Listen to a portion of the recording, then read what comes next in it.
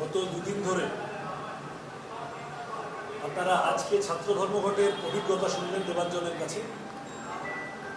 আমার বলার পার্টটা হচ্ছে গত দুদিন ধরে দেড় দিন ধরে তৃণমূল কংগ্রেস তার মুখপাত্ররা তাদের নেতারা মাথারা একের পর এক মিথ্যা কথা বলে যাচ্ছে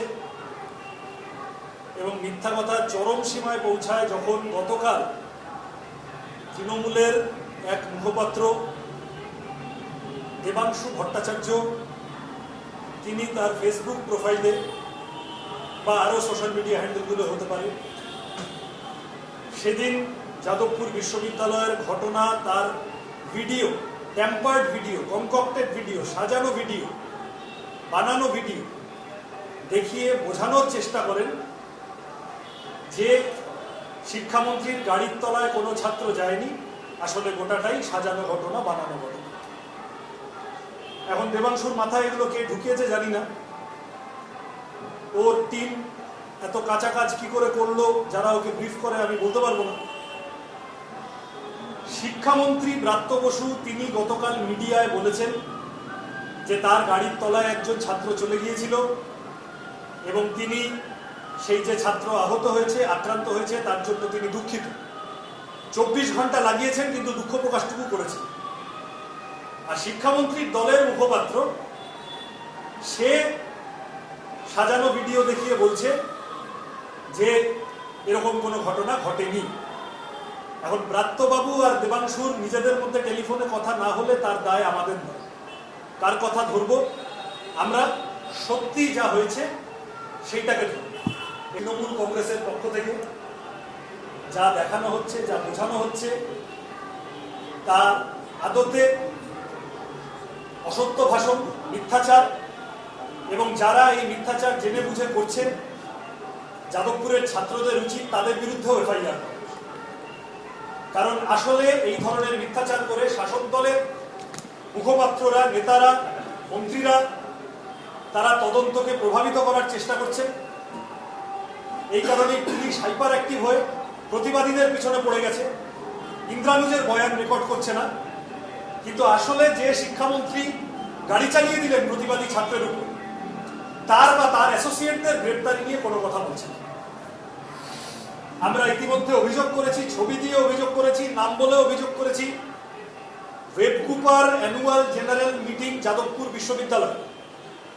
ওয়েবকুপা is suppose to be college বিশ্ববিদ্যালয় শিক্ষকদের, অধ্যাপকদের সংগঠন।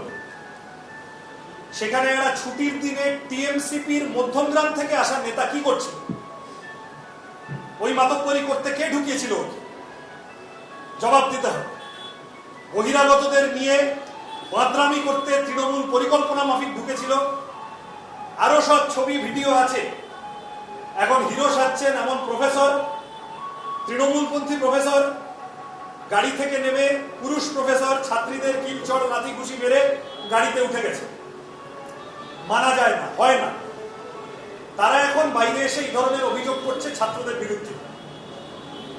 মিথ্যাচার, একটা মিথ্যাচার বোঝা গেল। দ্বিতীয়, শিক্ষামন্ত্রী শুনলাম কোথায় এটা বলেছেন, বিকাশ ভবনে উনি এসএফআই কে টাইম দিয়েছিলেন। এসএফআই নাকি দেখা করে। এই দেবাঞ্জনরা কয়েকদিন আগে বিকাশ ভবনে গিয়েছিল, শিক্ষামন্ত্রী বিকাশ ভবনে ছিলেন দপ্তরে। বিকল্প শিক্ষানীতি, বিভিন্ন দাবি দাওয়া নিয়ে গিয়েছিল তারা। ব্রাত্য বসু রাজ্যের শিক্ষামন্ত্রী এভাবে বলতে না পারলেই ভালো হতো, কিন্তু বলতে বাধ্য হচ্ছি। অসত্য কথা বলেছেন। দেবাঞ্জনরা বিকাশ ভবনে দেখা করতে গিয়েছিল, অফিসে ছিলেন, দেখা তো করেনি। পুলিশ লেলিয়ে বেধড়ক মারধর করেছিলেন এসএফআই কর্মী। বিকাশ ভবনে টাইম ফাইম দেয়নি, বাজে কথা বলছে। আচ্ছা, আর কালকে তৃণমূলের আরেক মুখপাত্র, তাকে আমরা তৃণমূলের আইআইটি বাবা বলে ডাকি। যখন যা ইচ্ছে হয়, যা খুশি মনে আসে বলতে থাকেন। এখনো পর্যন্ত আহতরা এক্সরে রিপোর্ট দেখতে পায়নি, কিন্তু তিনি কোথা থেকে একটা এক্সরে রিপোর্ট কালকে দেখে তিনি বাজারে ছেড়ে দিয়েছিলেন যে এক্সরে রিপোর্টে ফ্র্যাকচার নেই। তিনি আবার আজকে অশ্রাব্য কুশ্রাব্য ভাষায় গালিগালাজ করেছেন প্রতিবাদীদের, দেখেছি, শুনেছি। আমার নাম মুখে নিতে অভিরুচি হয় না।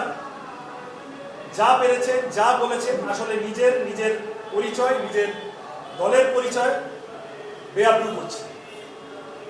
এই যা হয়েছে তৃণমূলের মুখপাত্ররা একের পর এক যা বলে চলেছেন, যা নেতারা বলে চলেছেন, তারা এই কথার জবাব দিচ্ছেন না যে মধ্যমগ্রামের টিএমসিপি নেতা যাদবপুরে ওয়েবকুমার অ্যানুয়াল জেনারেল মিটিংয়ে কি করছিল শনিবার যাদবপুর ইউনিভার্সিটিতে। তারা এই কথার জবাব দিচ্ছেন না যে কেন ছাত্রদের কথা পুরোটা শোনার ধৈর্য দেখালেন না শিক্ষামন্ত্রী।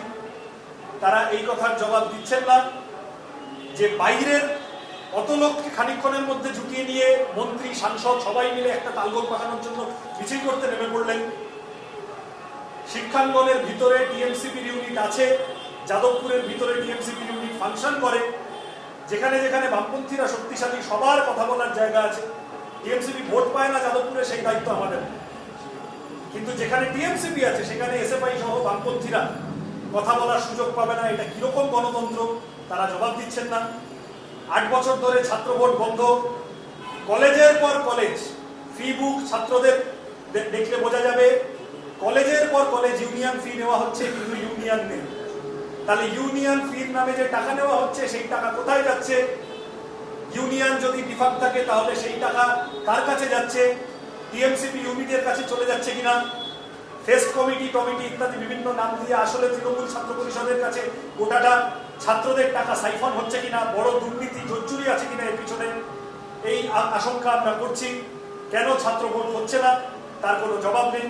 আমি আগেও গতকাল বলেছি, আবার মনে করিয়ে দেব, এই ছাত্র ইউনিয়নকে কেন্দ্র করে বেনিয়ন, এই কারণেই কিন্তু কে মারা গেছিলেন গুরুদাস কলেজের নজরুল মঞ্চের ঘটনা। এই কারণে একের পর এক অ্যাডমিশনে দুর্নীতি থেকে কুপ্রস্তাব থেকে বিভিন্ন রকম ঘটনা। ছাত্র ভোট কেন করছেন না এই কথার জবাব কিন্তু ওনারা দিচ্ছেন না।